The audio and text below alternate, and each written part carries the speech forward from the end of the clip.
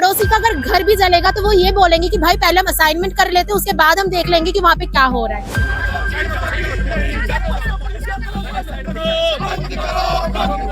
यही कैंपस के अंदर हमारे वीसी साहब आरएसएस की भाषा बोलते हैं, स्टूडेंट को एंटी नेशनल बोलते हैं, जो प्रोटेस्ट करता है उसको एंटी नेशनल बोलते हैं। कैंपस के अंदर आए दिन गुंडागर्दी होती है। रामजस कॉलेज के अंदर आर्ट फैकल्टी के अंदर छात्रों को टारगेट कर करके पीटा जाता है। तब दिल्ली पुलिस कहाँ रहती है? जेएनयू, जामिया, हर एक जगह पे ये ब्लैंकेट बैन लगाया जा रहा है कि स्टूडेंट्स ना बोल पाए। दिल्ली विश्वविद्यालय इस वक्त छावनी में बदल चुका है। पहले अखाड़े में था, अब छावनी में बदल चुका है। हेवी पुलिस डिप्लॉय किए गए हैं। छात्रों को 5 लोगों को एकत्रित नहीं होने दिया जा रहा है। और यहाँ पर ये लोग अभी इसी के खिलाफ प्रदर्शन कर रहे थे। ये कह रहे थे कि बीएनएस की धारा 163 हटाई जाए। ये कैंपस है, कोई यहाँ पर लड़ाई का अखाड़ा नहीं चल रहा है। तो पुलिस ने इनके पोस्टर वगैरह जो है ये फाड़ दिए, इन्हें हटाया भी गया है। किस चीज को लेकर आपकी मांगे थी, क्यों प्रदर्शन कर रहे हैं आप लोग?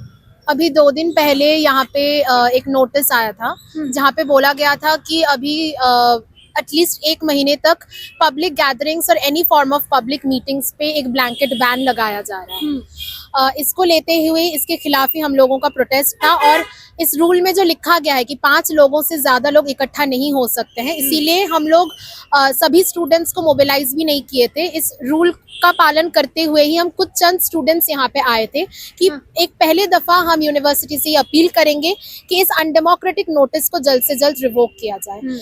और हम इस बात को भी बोल रहे थे कि कैंपस जहाँ पर हम एजुकेशन के लिए आ रहे हैं, एजुकेशन का बेसिक एसेंस यही है कि वो डेमोक्रेटिक हो और साइंटिफिक हो। लेकिन जो डेमोक्रेटिक जो एस्पेक्ट है उसको हम देख रहे हैं कि धीरे धीरे बहुत ही कैटेगोरिकली खत्म किया जा रहा है।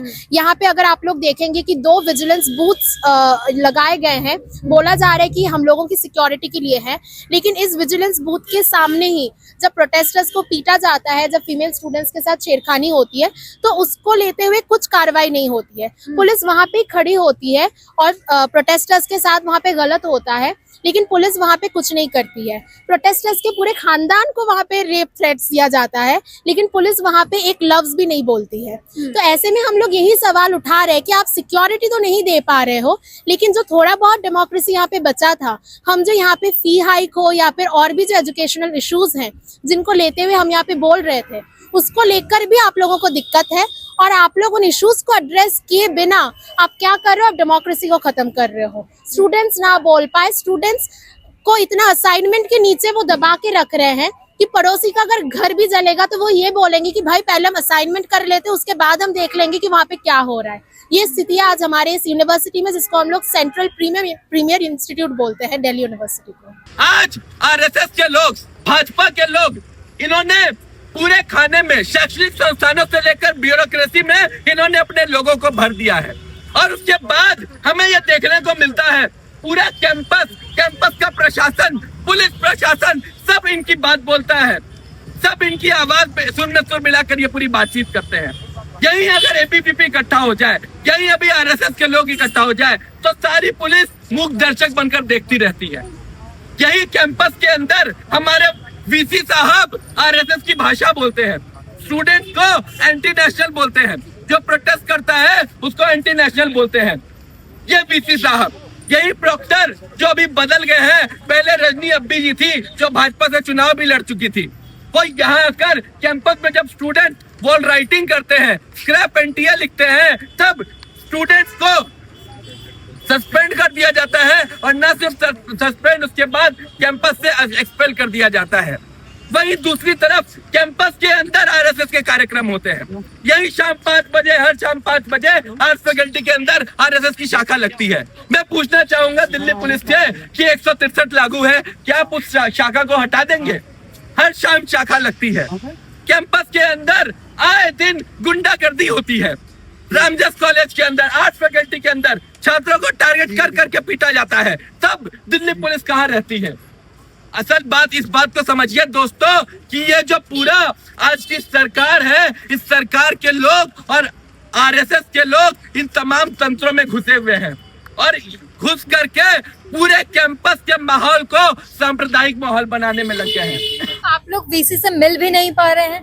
वीसी तक तो हम पहुंच भी नहीं पाते, उनकी शक्ल कब देखने को मिलती है हमें।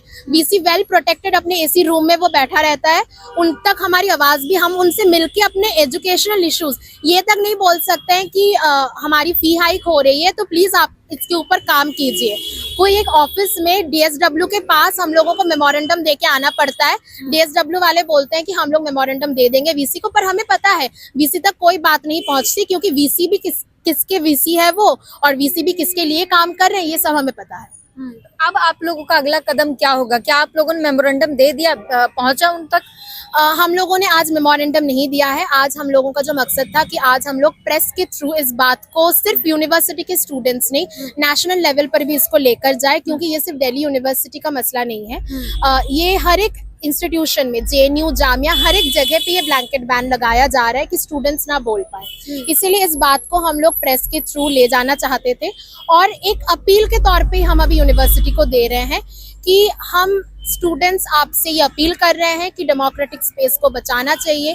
हमारा जो डिबेट डिस्कशन का यहाँ पे स्कोप है, उस डिबेट डिस्कशन को हम बरकरार रख पाए, और अगर इस चीज़ को वो लोग नहीं सुनते हैं, इसके ऊपर अगर गौर नहीं करते हैं, तो इस आंदोलन को तेज करते हुए हम लोग और भी स्टूडेंट्स को मोबिलाइज करके हम लोग यहाँ पर आएंगे, और हमारे इस कैंपस को रिक्लेम करने का जो प्रयास है इसको हम लोग और तेज करेंगे। बिल्कुल। और कुछ सवाल मेरे जो है दिल्ली कैंपस और दिल्ली पुलिस से भी है कि जब आपने देखा कि प्रोटेस्ट शांतिपूर्ण प्रदर्शन जब चल रहा था, उस दौरान प्रोफेसर के ऊपर कचरे के डब्बे में पानी फेंका गया था। जी, ये बहुत ही एक शर्मनाक बात है कि इतने सीनियर और जाने माने इंटेलेक्चुअल वहाँ पे आए हैं, वो स्टूडेंट्स के सामने बात रख रहे हैं, और वो ऐसा नहीं है, उनको देश में सबको ही जानते हैं, और इतने बुजुर्ग एक इंसान है, मतलब अगर आप नहीं भी जानते हो, आइडियोलॉजी के लिए आप अलाइन भी नहीं करते हो, लेकिन मेरे सामने अगर कोई एक बुजुर्ग इंसान, मेरे से बहुत सीनियर इंसान खड़ा रहेगा, माई कल्चर से कि मुझे उनसे रिस्पेक्टफुली बात करना है। अगर वो मुझे अपोज भी करना है तो वो भी रिस्पेक्टफुली किया जा सकता है, लेकिन उस दिन हमने जो देखा कि उनके ऊपर कचरे का डब्बा, उनके ऊपर पानी, ये सब कुछ फेंका जाता है, वो तो उनकी हिम्मत है कि वो वहाँ पे डटे रहे और अपनी बात को कंप्लीट किए। लेकिन एबीवीपी और यूनिवर्सिटी प्रशासन द्वारा जो लगातार ये अटैक्स हो रहे हैं जनवादी आंदोलन के ऊपर, जनवादी मत के ऊपर, ये बहुत ही कंडेमेबल है और शर्मनाक एक चीज हम अपने यूनिवर्सिटी में देख रहे हैं। इसीलिए मैंने पहले ही कहा कि मेरा सवाल दिल्ली यूनिवर्सिटी और दिल्ली पुलिस से भी है कि जब आपने देखा कि एक प्रोफेसर के ऊपर, जब वो शांतिपूर्ण प्रदर्शन में कुछ वक्तव्य दे रहे थे, उस दौरान जब प्रोफेसर के ऊपर कचरे के डब्बे में पानी डाल के उनके ऊपर फेंका गया, तब दिल्ली पुलिस क्यों सो रही थी? उसने तुरंत कार्रवाई क्यों नहीं की? दूसरे दिन शांतिपूर्ण प्रदर्शन हो रहा था और रुचि तिवारी जो वो महिला आती हैं, महिला पत्रकार, और उन्होंने आकर जो है इनकी आपसी विवाद होती है और इनकी पुरानी वीडियोस वायरल होती हैं।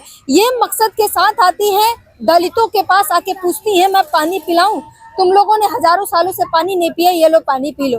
तो क्या ये भड़काऊ सवाल नहीं है? ये सवाल है, तीखे सवाल है, या इसे उकसाना कहते हैं?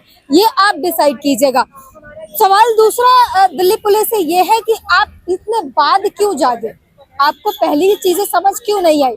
आप दिल्ली यूनिवर्सिटी में तमाम रोक लगा दिए गए हैं। ये जो विरोध प्रदर्शन की जो पर्चियां बांटी गई हैं उसमें लिखे गए हैं कुछ चीजें। मैं बता दूं कि आने वाली 1 महीने में दिल्ली विश्वविद्यालय में किसी भी किस्म की समस्याएं, रैली, विरोध प्रदर्शन, धरना, नारेबाजी आदि आयोजित किए जाने पर सख्त पाबंदी है और ऐसा करने पर सख्त कार्रवाई की जाएगी। नॉर्थ कैंपस के आर्ट फैकल्टी पर पुलिस और अर्धसैनिक बलों की मौजूदगी बढ़ा दी गई है या पूरे कैंपस को छावनी में तब्दील कर दी गई है, इसमें लिखा है। अगला जो हाईलाइटेड है वो, लेकिन ये सवाल तो प्रशासन और पुलिस के ऊपर खड़ा होता है कि पुलिस और गुंडों की भारी संख्या में मौजूदगी के बावजूद ये जातिवादी गुंडे एक शांतिपूर्ण प्रदर्शन पर हमला कैसे कर सकते हैं और अगर किसी किस्म के हमले होते हैं तो पुलिस और प्रशासन उन्हें रोकने के लिए क्या करती है? ये बहुत ही वाजिब सवाल उठाया है छात्रों ने दिल्ली विश्वविद्यालय के, और पूछ रहे हैं कि आपकी मौजूदगी में ये कैसे हुआ। हमने पुलिस स्टेशन के अंदर की वीडियो देखी जहां पर एक लड़की को ये लोग कह रहे कि तू नेता बन रही थी ना, तू नेता बन रही थी ना, उतार कपड़े। ये सब कुछ भी वीडियो अवेलेबल है।